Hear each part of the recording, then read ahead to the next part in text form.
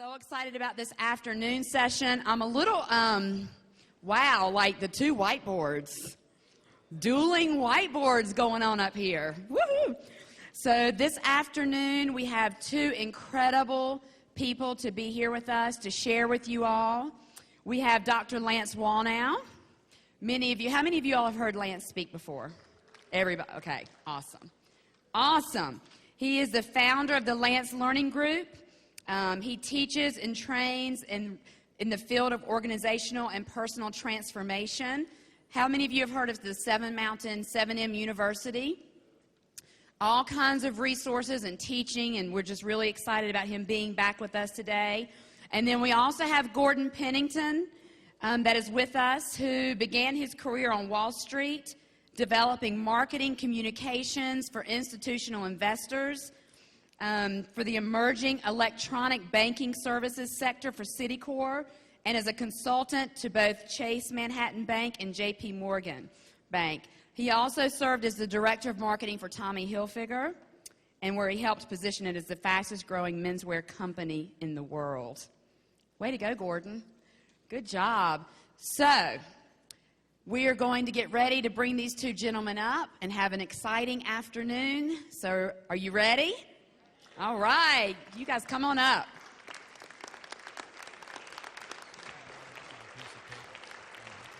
I know it's in Deuteronomy, so I'm looking for it. I think.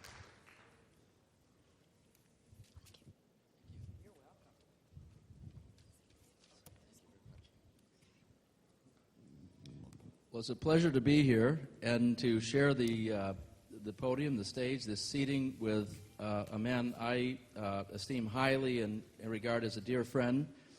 And Lance and I have had an ongoing conversation that never seems to finish. We're always coming from somewhere and going somewhere, and I don't know how many times we've been on the phone in the last couple of weeks, but... Right. We never quite get around to what we're supposed to talk about. Here, I got this. I'm wired. Oh, yes, I've known that. And I'm getting there. Alas, I missed my plane this morning. I was editing a film till late last night. I slept for an hour, and I set 2 alarms. And I had to get up at about 4 a.m. to catch a flight, and I missed it. And then I had to drive to another city to catch the connecting flight. So I'm powered by ideas and caffeine and your prayers and goodwill. But we have been talking about this with such excited anticipation and how to structure something that would mean not just fun for us, but meaningful for you, and to make it in the end useful and interactive. And with that in mind, I'm going to turn the... You've got a microphone. I'm just going to set this mic down and propose, as Lance and I have talked about this, that he is going to lay out for you again. Many people here may not be fully immersed in the Seven Mountain concept. It's significant, it's time-tested, and it has relevance today in a more meaningful way than perhaps ever before. So with that, Dr. Wallnau, I yield the floor. Thank you, my friend. The chair. How many of you have enjoyed what you've been hearing so far at the event? It's been incredible. I really believe that one of the qualities that we have to recapture is, right after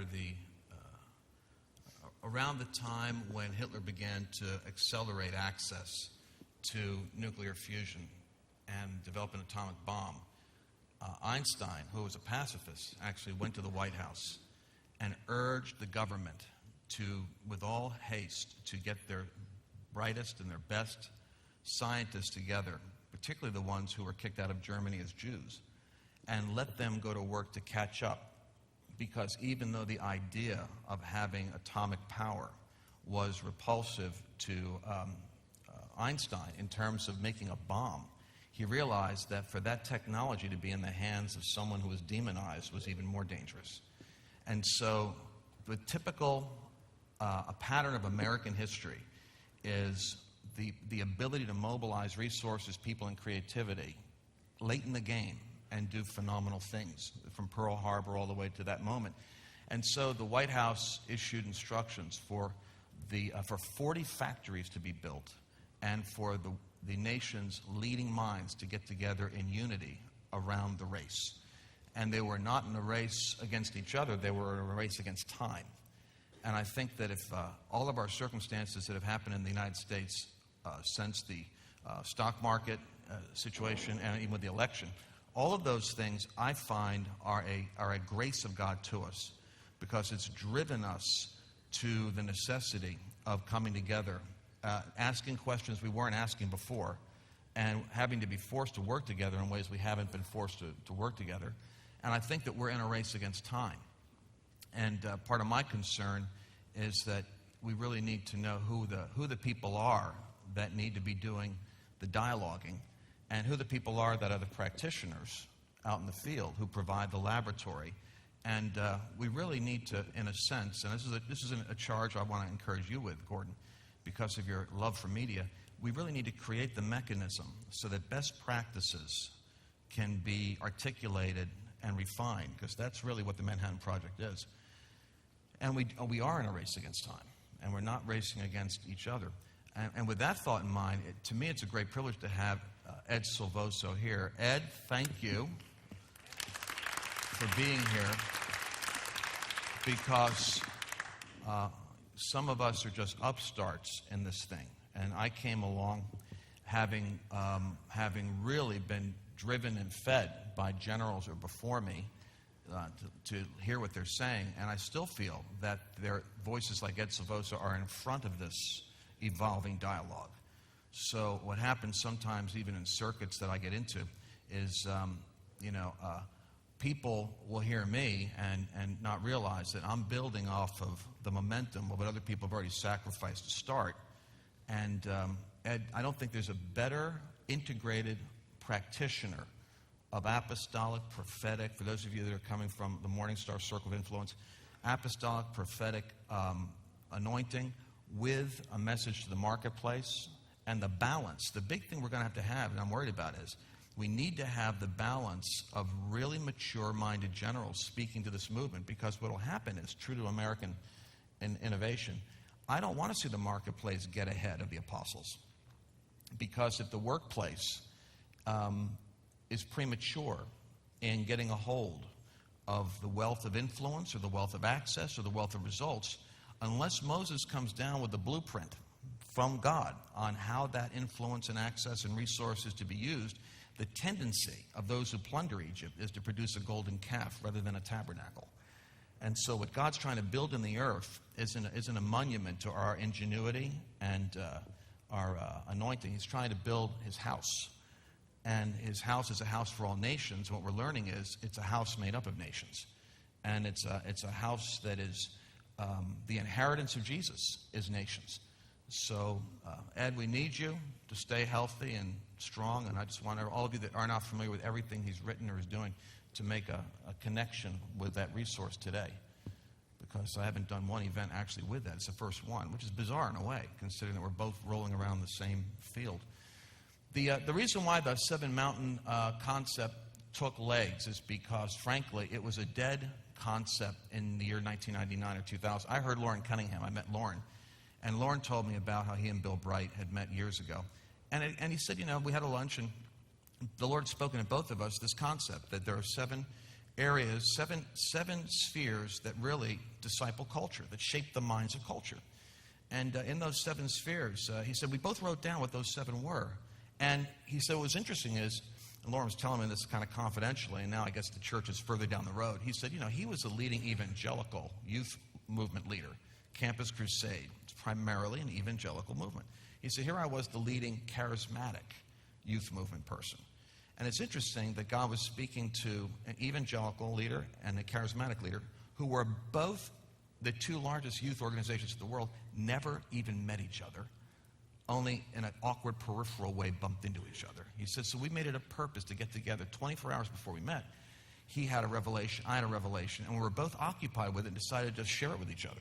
And as Lauren tells the story, he pulls out a napkin, Bill Bright pulls out a yellow pad, piece of paper, and they had both drawn 7, or they had 7 words. And they were saying, these are 7, Lauren called them 7 mind molders.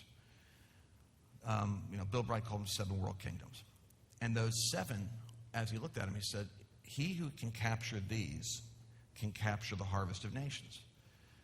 I heard the story, and this was like 1974 they had this discussion. To me, it was like, why haven't I heard this before? You know, an idea, sometimes it hits you and you say it's too important to let go of. And I thought, this needs to be popularized. It needs to be made marketable, because the church needs to get wrapped around this thing. So that was when I started talking about 7 mountains, because the mountain metaphor made more sense to me, because it's a visual, and I'm big on visuals. You know, concepts need to be seen for me. But I knew once it started that I couldn't get rid of the message. And it was embarrassing, because I'd have my friends in conferences would say, "Are you still doing that 7 mountain thing?" And it's like, this isn't like a net let down out of heaven. It was just a concept. It's just an idea. But it's an idea that says that nations are discipled by the dominant voices that are shaping the ideas that shape the minds of people. And that those ideas have a concentrated power in certain spheres, in government, in education, in business. But with technology coming out of business, we have a new thing the first century church had to deal with, which is the power of mind control. And mind control is a byproduct of who's controlling the dialogue, and media and technology has become the new god that is unifying a global economy, and he who controls the mammon controls the mind. So now you've got media, government, and the vehicles that are coming through the media. So we're living in a day where, in a heartbeat, we need to realize that our dominion issues set aside as to what level of authority Christians should have in culture, if we do not disciple the minds of cultures for God, they are already, by negligence, being discipled by Satan. This isn't like a blank sheet out there over nations and Jesus saying, "Go write on it." It's a tablet that's being graffitied 24 hours a day by demons. And our job is to get into that dialogue and put the ideas of the kingdom in there in such a way that they become the new dominant reality. And so, Gordon, I want to ask you a question. You said something once that impacted me. Yeah, you said a couple of things. This is the one that I want you to share with other people. He said to me, "I can walk into your teenager's bedroom, look at the clothes in the closet, the music on the shelf, the games they're playing, the DVDs they're watching, the posters on the wall. I will tell you who the top 5 Madison Avenue agents are who have made a fortune discipling your child while you weren't looking." And that one sentence opened up a window over my head that just was like, stop. What did he just say? He just said youth culture is aggressively being discipled by vehicles that are not in the possession of the local church arsenal, and most parents aren't utilizing. In other words, there's tools happening that are shaping the minds of people, those mind molders. Talk about that. Is that for real? Am I quoting you correctly? And where is the latte that I asked for, and how come you got one? What? I asked for one, just like he did. I might have yours. Oh. I'll share. Wow. Some of you remember Frontline, the television series on PBS, and how many remember Frontline? They ran a program, more than, well, it's got to be close to 15 years ago now, called The Merchants of Cool. Anybody see it? The Merchants of Cool was a Frontline episode that explored the nature of the pre-selection and definition and development of, well, trend identification. And Madison Avenue, a lot of time and effort and energy goes into research on people's needs, wants, and desires. And that research is converted more effectively and with greater commitment and specificity of resources than many of the other counter agencies of redemption. I'll put that broadly. And as a result of that, we wonder what happened after 25 years of MTV. I remember I was in 4 countries. And the 25th anniversary of MTV, this is about 4 or 5 years ago. Is it? No, let's see. 97? Is that right? Or 95? Well, it's a few years ago, but on the 25th anniversary of MTV, I was stunned to be in 4 different countries in the same week and turned the TV on in each one of those countries, and there was a celebration within the cultural context of MTV's influence. Stunned that one television network, the Viacom, some of you know a little more about my background. At one time, I was offered an opportunity with MTV, and I was shown by the president of MTV their strategic plan. And I saw in that plan a phenomenal commitment. Again, the focus, specificity of resources, and commitment to create global strategic change for commerce. Not necessarily for the common good, but for commerce.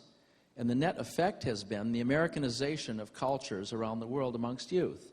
Now, is that a bad thing or a good thing? It depends on you how you define Americanization. And Ed is probably offended already that I would suggest that Americanization means North Americanization.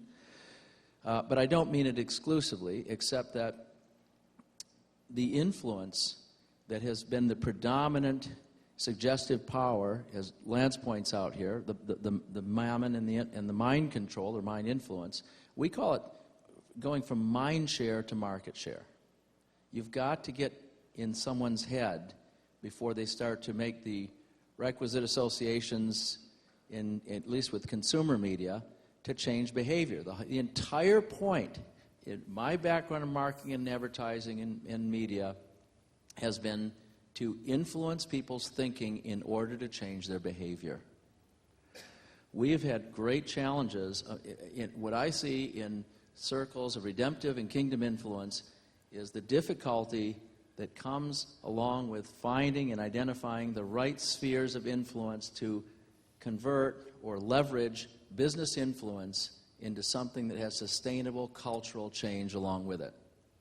Mr. Eldridge was speaking earlier, and I was fascinated by the filmography in his background and what he's been doing through film, a vitally important process for influencing change. But where did film start? How did the film industry propagate, and what does it represent today? Without giving a whole history of film, film represents the opportunity, essentially, to speak narratively into people's lives. It's the essential replacement of the influence that the pulpit had, let's say, in the day of Jonathan Edwards and the Great Awakening in this country in the 1730s to the 1750s. The pulpit was the place where people went regularly to find a context for meaning. Today, more people go to cinema, including people of faith and redemptive purpose, possibly than any other place, to find an entertaining and engaging context for understanding life in its multiply nuanced meanings and implication. Now, having said that, how important is that? Sermons give us concepts very often, but what is more colorful than a story? What is more powerful than a parable? And the Master spoke in parables. What is a parable? Lance and I were wondering who would get to the whiteboards first. Professor Pennington has beat me to it. Well, think of a parable this way. Think of a parable on an A-B axis and then an XY plane. And think of a parable as nothing more than something known that reflects, if this is the known world, I'll get out of the way so the camera can see this. If this is the known world, this is where the master takes his audience of whatever education or experience or context and speaks into the things that concern them, that interest them, that relate to them. There's relevance there. But the known portion reveals something unknown, the secrets of the kingdom. So a parable is essentially a parabola, yeah? Is he not brilliant? I mean, the Greek, it's a mirror, it's a reflection. And what media does for us is reflect something that's highly, highly significant because we live in a telegenically immersive culture. There are little screens everywhere. In the emerging nations, in the emerging economies, screens are the link to the Western world, to trade, to the democratization of ideas insofar as they're able to spread. Think about Boris Yeltsin's election. Our friend Mark Nuttall was the only American advisor to Yeltsin during the first democratic elections in the history of modern Russia, or the history of Russia entirely. And in that process, you might remember that there was an attempted coup, and it was the early use of the internet. Yeah? Do you remember this? It was the internet and emails that allowed the people to organize and to get information that historically was not available to them through a channel like that. So Pravda, or as a friend of mine calls the Washington Post, Pravda on the Potomac, but as Pravda, the Moscow version, would provide disinformation. An old friend of mine, Dr. Sherman Garnett from Yale and the University of Michigan, was the lead interpreter of the Soviet systems of newspaper to look at what was being codified in these newspaper accounts that was a reflection of what was really going on. What I'm suggesting here, and Lance is suggesting, I think, is that there's a codification of ideas in our society today that is pointed to you specifically. Their sophistication and their innate understanding of technology and tools and the telegenicity that allows them to engage with the culture around them through social media in more and more robust ways is so significant that to not understand the importance of that component of the media mountain alone is to risk a catastrophic failure that we're already experiencing. We're disengaged from so many of the young people today who want understanding, who want ultimately to know what's authentic. This generation, the Generation Y, and the millennials, mosaics, are more concerned about authenticity than ever before. Why? I would submit it's because they've been marketed to and manipulated with such sophistication they can read through it even though they're still subjected to it. They're still vulnerable. So the component of this theory that interests me the most is how do we engage in that particular mountain? What's the strategy? What are the measurements? What are the goals? All right, so let me jump in on this. So to bring it down home to what we're talking about here, he who controls the narrative that is popular in the minds of people controls the direction, the behavioral choices that people make, and those choices, if they are not lined up with God's non-optional principles, are going to produce cause and effects such as further demonization, deterioration, economic instability, divorces. In other words, we've lost the narrative. So I don't think we have to make an argument about that. We've lost the power of a prevailing narrative within our own culture, meaning the Christian worldview, the right and wrong argument of the Ten Commandments, ethics, fundamental morality. Those things, if you use those words, are now trigger words that immediately galvanize machinery against you.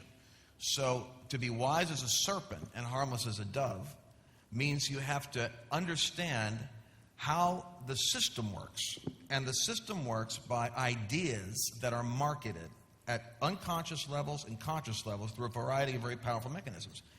However, what works for one works for the other. The same mechanisms, once the church understands them, can work for the transformation of a culture and the gradual discipling of a culture in a positive way too. I think the one thing, I'd be interested in a soundbite from you on this. The one thing we have to recapture, once we're on agreement with what Ed's talking about, the basic idea that we have to love the world, not hate the world, be engaged in the world, not separated from it so that we're not leveraging our influence over any sphere. And then we are all ministers. Once we've got that established and we have authority within those spheres to bring the kingdom, if we get that down, then here's the next step that I think the church has to grow up on. You cannot, this is part of the seduction of technology and the manipulation of media in campaigns. You cannot take complex, profound issues and reduce them to 30-second populist sound bites and think that you have really thought through what you're talking about. For instance, I'm impacted right now, and it's coming home now, when Obama got elected, President Obama, on the idea of change. Understand how superficial and shallow the American culture is, and Christians, rank and file, are leading that parade. Nobody bothered to really get into the specifics of what change he was talking about. And so what's happened just now in Massachusetts, for instance, with an election, for those of you that are tracking with that, this major upset, when Ted Kennedy, for instance, who the New York Times calls the lion of liberalism, when in his own lair a young lion comes up and unseats his own party overnight, and nobody was seeing this coming. What it's telling you is that change that the president was talking about, he knew the theme would capitalize on what would get him in, but he never thought through, nor did we ask for, real clarity as to what that change really looks like. And believers are guilty of being clearer on what they're against than coherent on what they're for.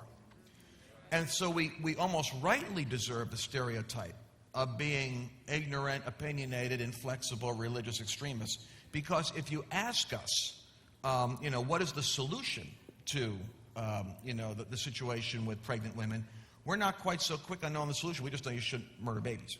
But what's the answer? And how are you willing to sacrifice your own life to provide the resources to help women that are in an issue with it to make those decisions? So the question I've got for you is this.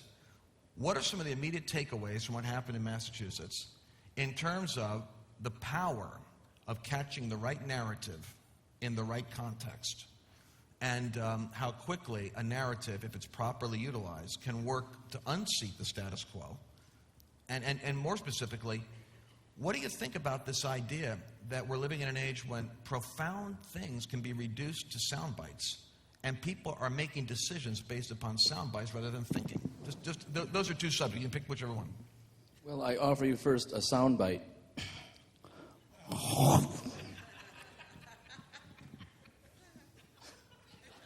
I couldn't resist. Oh, okay. Because it's so, as you say, superficial. The chattering classes, the punditry and the shrill punditry of antagonism that dominates so much of our TV viewing. Not to say that there's no place for it, but we need a larger, longer look at the implications of decision-making and those who have power. When people say that faith and politics make strange bedfellows, it's true, but they must coexist and interfere and influence each other, because politics is too potent a force not to be influenced by conscience. And faith is a reflection of a transcendent morality that we can't arrive at on our own. We need assistance from on high. And there's a bit of translation and careful linguistics there, because you have to be careful what you say and how you say it, because there's an encoding and decoding of meaning in our culture. There are buzzwords that we use which immediately set people off to stereotyping. Now, I've met many of you who are from a broad variety of backgrounds and socioeconomic experiences and geography, and from other countries around the world. And the most important condition of encountering another person authentically is to drop the stereotypes. Even if you've had experience with golf-playing Peruvian lawyers, and if you meet a Peruvian lawyer who's a golfer, you can't immediately assume they're going to be like other people you've met in that stripe, etc. The same thing exists particularly in politics, particularly in Christendom. People are motivated by different concerns. We can't resort to name-calling, but we have to be able to defend discernment. And what's happening today when I say the chattering classes, I mean the people who have to have an opinion about everything. And that's most of us, increasingly, because, as Lance pointed out, we're navigating at a greater speed, with greater complexity, greater tools for information. The computing power, the devices we hold in our hands or our pockets, iPhones and Blackberries and smartphones of a variety of type and description, have more computing power than the Apollo space capsule and the lunar landing module that put astronauts on the moon and brought them back. Now that's the sophistication of the device, but what's more ominous or empowering is the information that comes across it. So unless and until we begin to take hold of the idea that ideas have consequences and there's a historical context for everything that takes place, and as Santana said, those who forget the past are condemned to repeat it. The business community, I'm not trying to make this a philosophy or theological history reflection point as much as what we want to do is apply it. Business people are really about application and outcomes. And it's got to be measurable, and it's got to be sustainable. And part of the joy of business is improving on methods and systems and improving particularly on outcomes.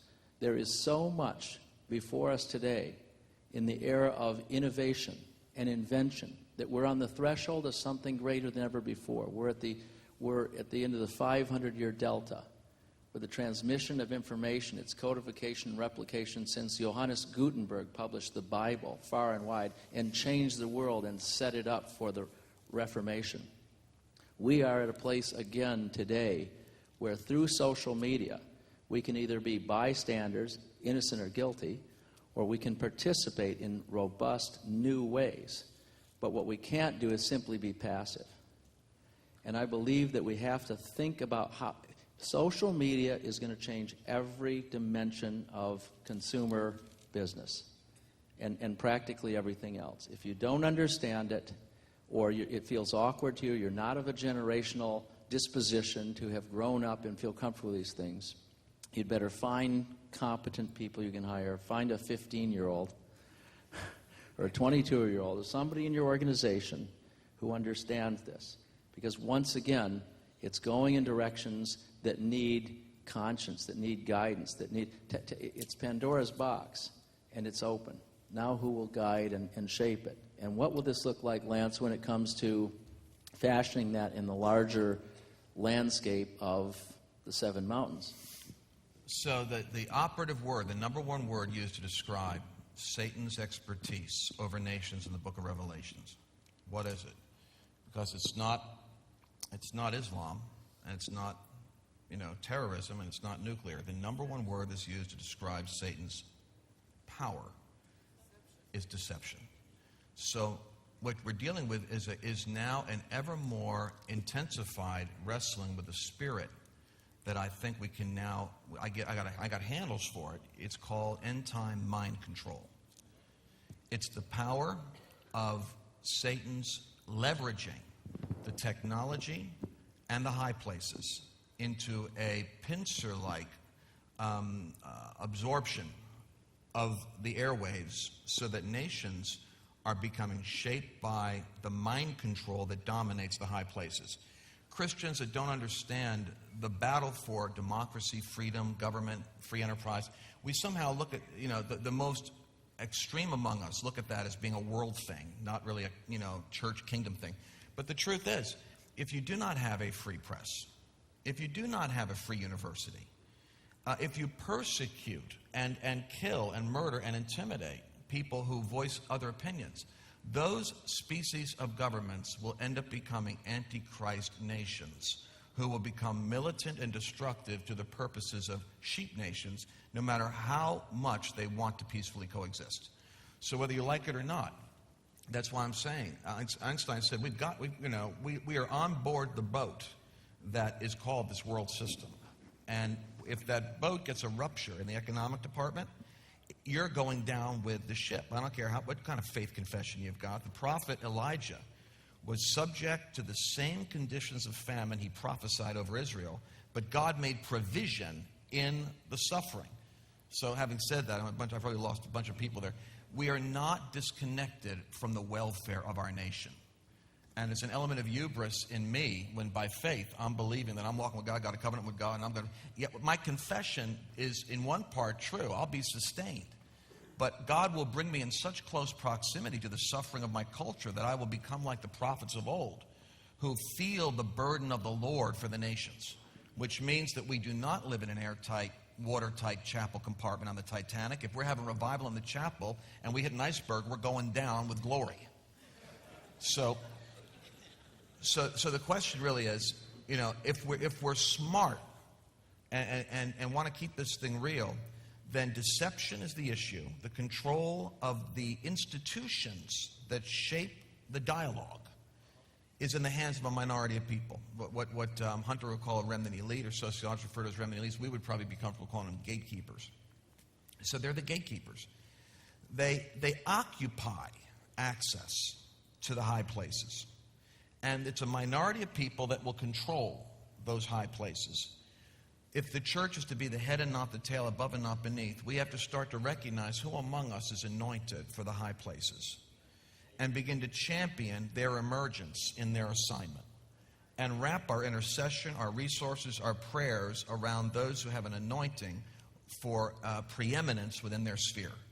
So the businessman, the artist, the director, these are the next generation apologists for a Christian worldview. And they can be mentored by the pulpit, but their sphere will not be the pulpit. Their sphere is going to be a theater. And if we get them to rise up, what we'll have is a unique phenomena, which is going to be, you guys got a Bible. Look at this verse. I finally found it, Ed. I found it. I want you to take a look at this. This phenomenon is going to start to happen. It's in Deuteronomy chapter 7. We'll find that even though we're small in size, we can dispossess greater and mightier forces than we have, which is where Hunter's pessimism frustrates me. So, like in chapter 7, verse 1, when the Lord your God brings you into the land which you go to possess, and has cast out many nations before you, in this case, the Hittites, Girgashites, Amorites, Canaanites, Perizzites, Hivites, Jebusites, 7 nations, which is convenient for me anyway, 7 nations greater and mightier than you. When the Lord your God delivers them over to you, you shall conquer them and utterly destroy them. Make no covenant with them, nor show mercy to them, nor shall you make marriages with them. So here's the sense of, I don't want you compromising with the spirits that are on those mountains. But we're called to occupy that territory, but not compromise with the demons that have dominated that territory. So what we've done is we disassociate ourselves from taking territory because it's unclean, instead of realizing that our job is that the sphere itself has the capacity to glorify God. And that if it's under the wrong stewardship, the glory is manipulated. It's like a veil is over the minds of people. But if the right stewardship is at the top of those mountains, the glory is liberated. And here's the verse I want to just hit on for a second, then have you ping off that. The Lord says verse 17, if you should say in your heart, but these nations are greater than I, how can I dispossess them? You shall not be afraid of them, but you shall remember well what the Lord your God did to Pharaoh and to all of Egypt. The great trials which your eyes have seen, the hand of God and what he's demonstrated. I mean, I really believe for many of us that have had prophecies, seen healings, got saved, been filled with the Spirit, how many of you have seen the hand of God and know he's real?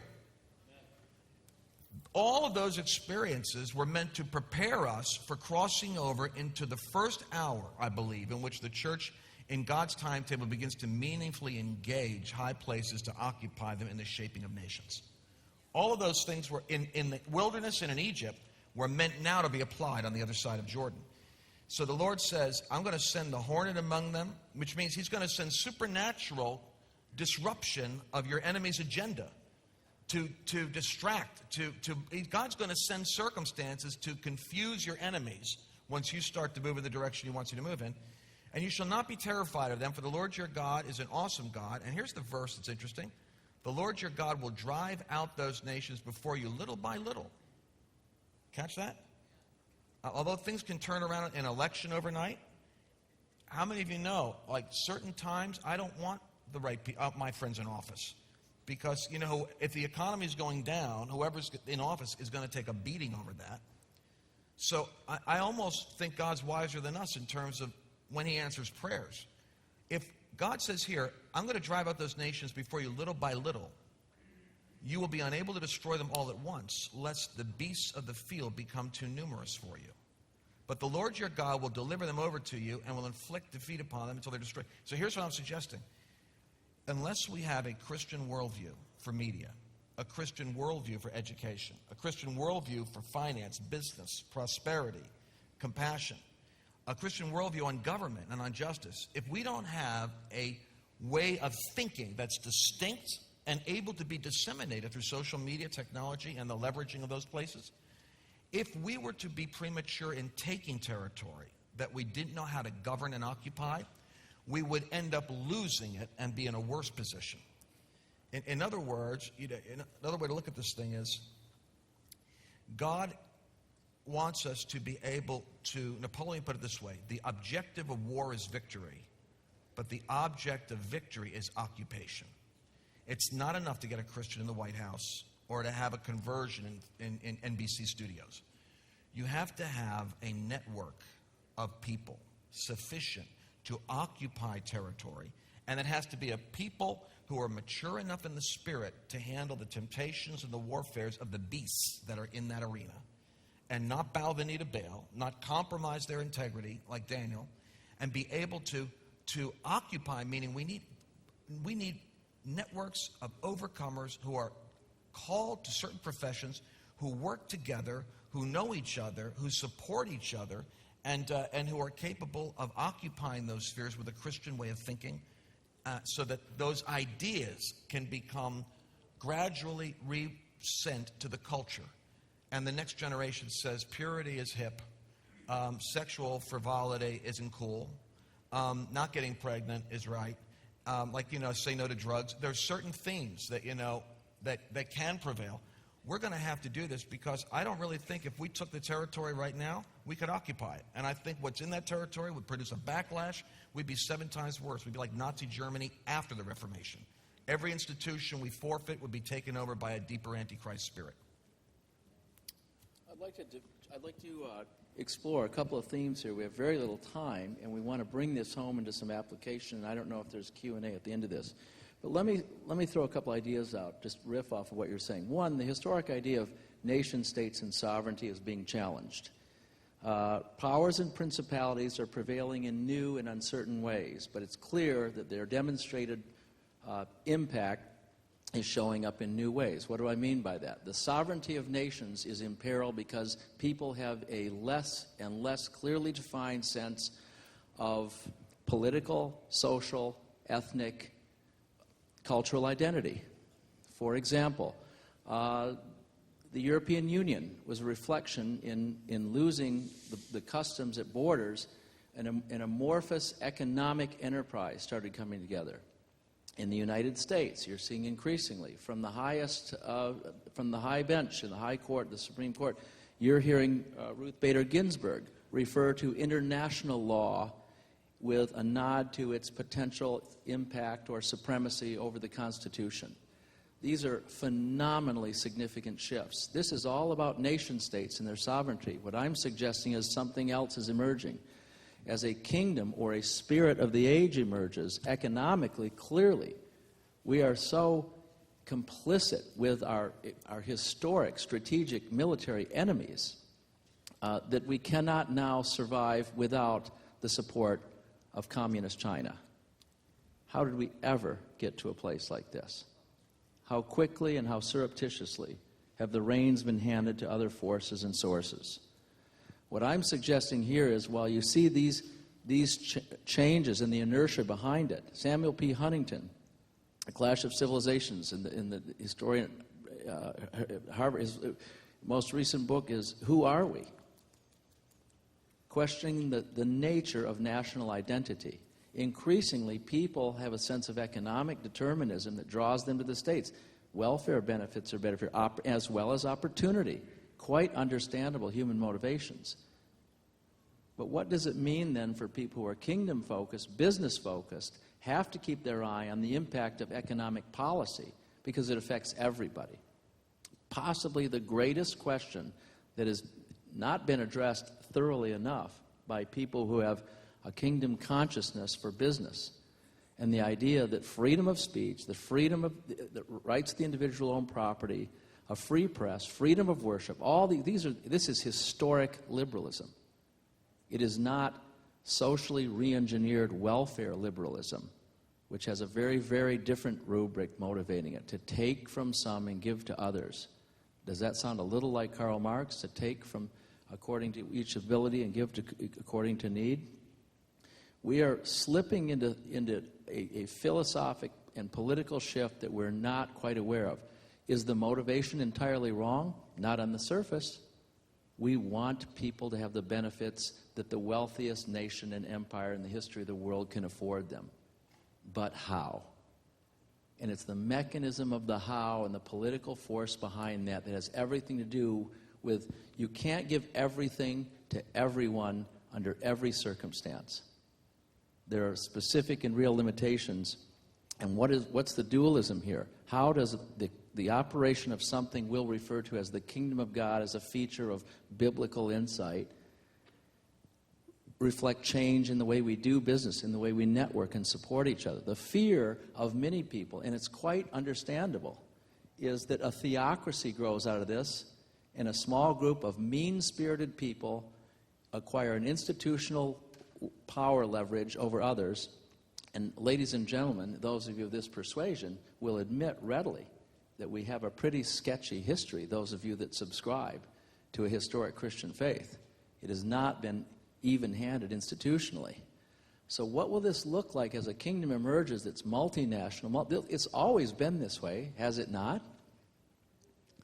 Who invented diversity?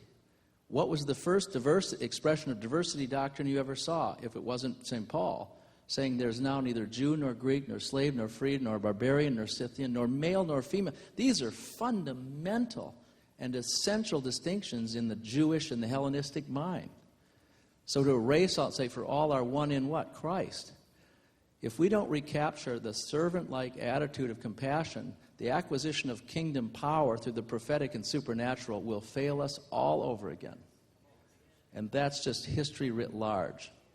The principal change and the principal feature of a generous,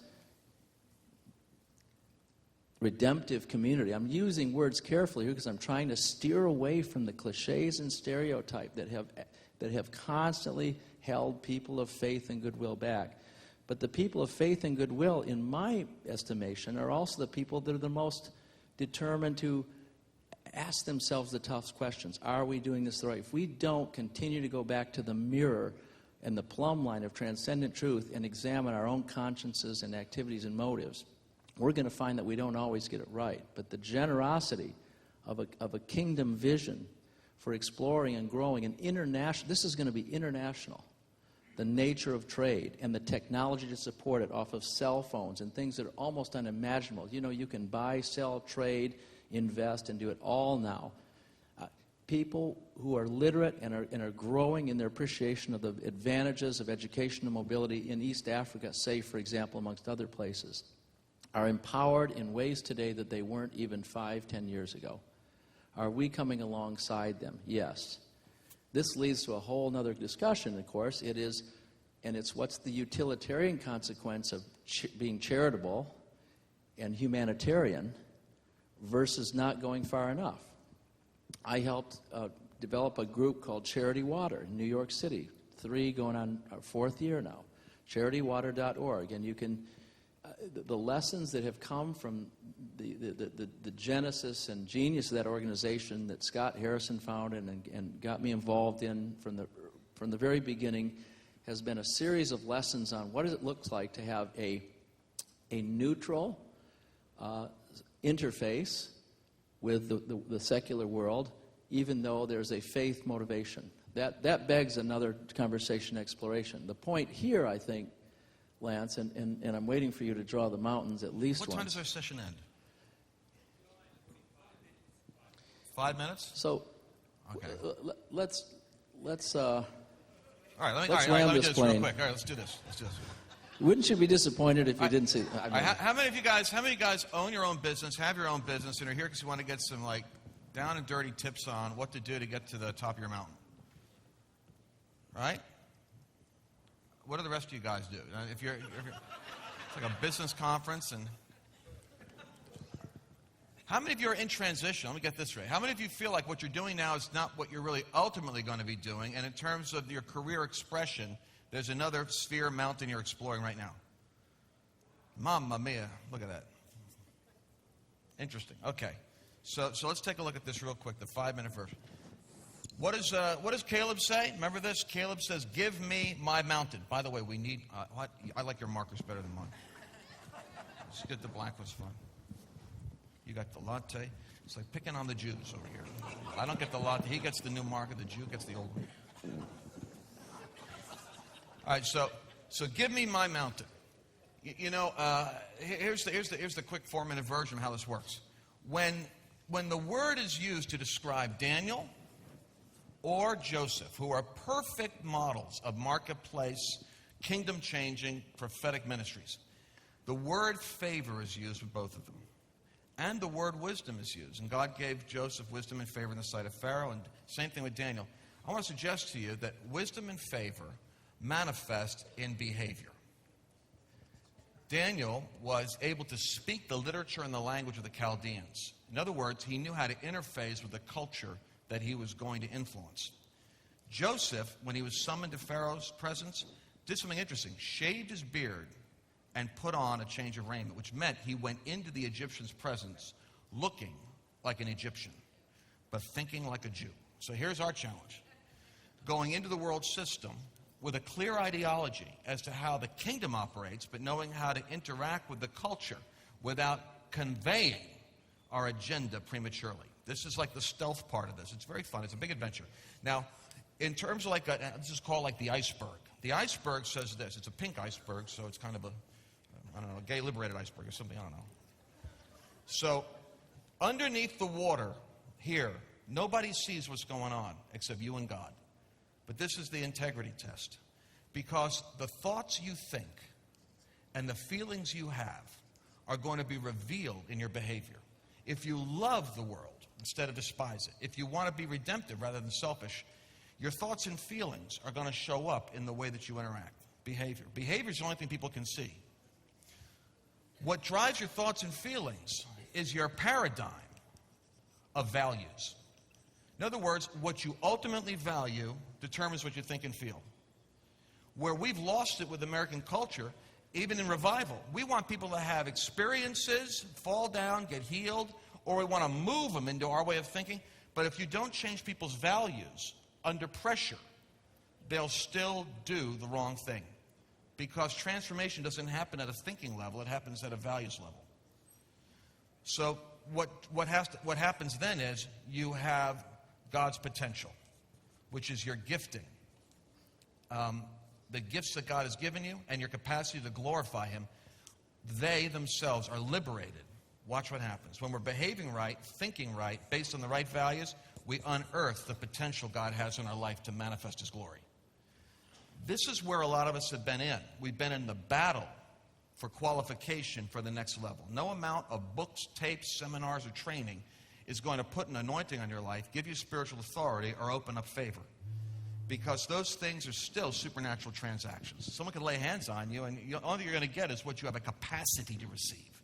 Nobody can make a capacity for you. You pay the price for that. This is where we've been. Most of us have been in the quarry being dug for the last decade. How many of you know God's had a chisel on your life? How many of you have felt the chisel? Do you know why? Because at the time when the temple was built, the stones were assembled silently. There wasn't fanfare. There's a lot of what God's doing right now has to be done very discreetly.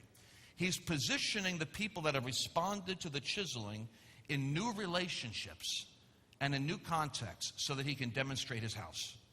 So that work in the quarry was where we were getting qualified.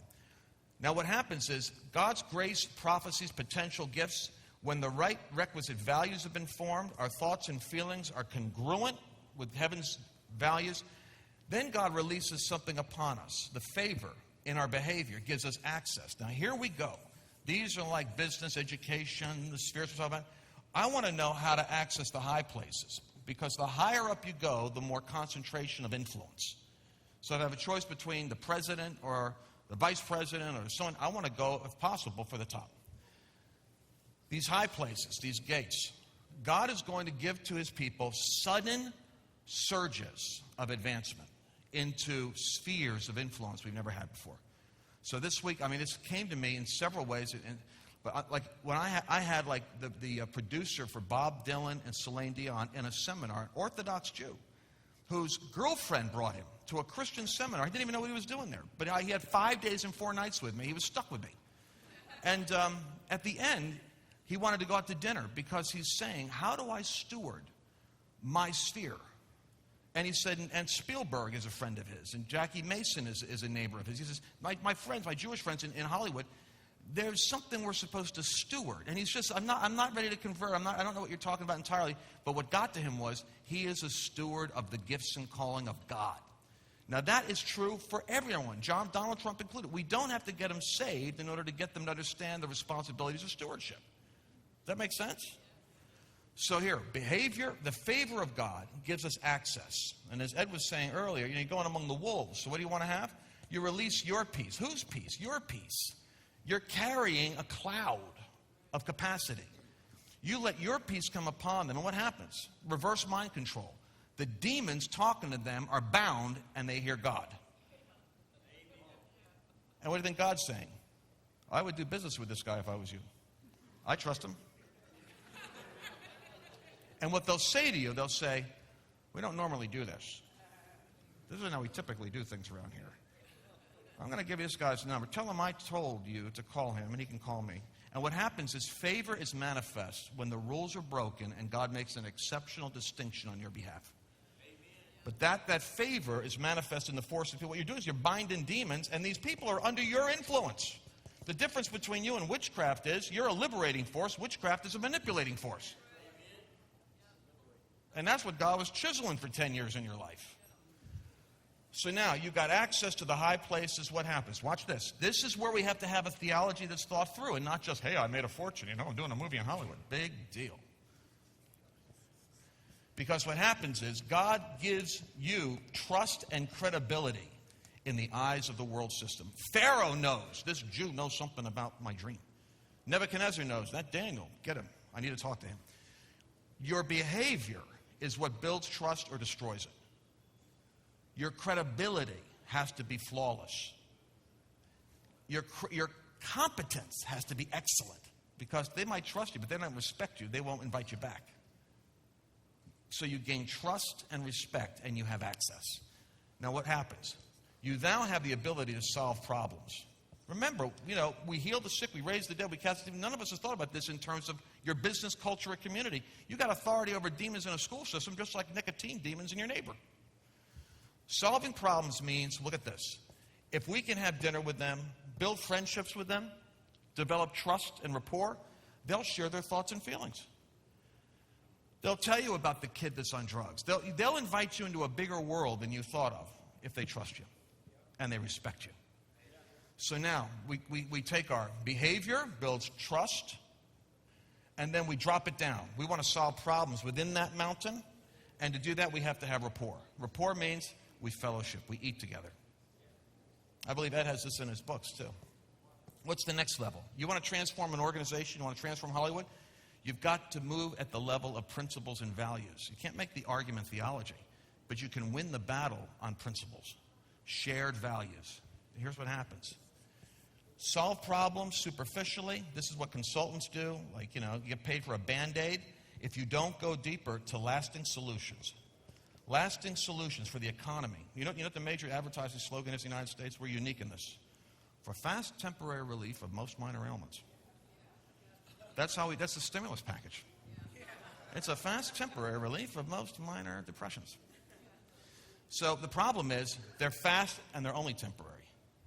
So the lasting solution is going to be how the values suddenly are applied, how principles of thrift, economy, self-control, responsible, compassion. And what does it do? Watch what happens. If we can build trust and credibility, solve problems with lasting solutions at a kingdom level of values and principles, trumping convenience and self-interest, what it does is, see, this is God's potential. It liberates the glory of God in a business, in an industry, or in a sphere. Now a government can look like the kingdom. Now a business can look like the kingdom. Now a university can look like the kingdom. Because there's a potential to glorify God in all those spheres. Does that make sense?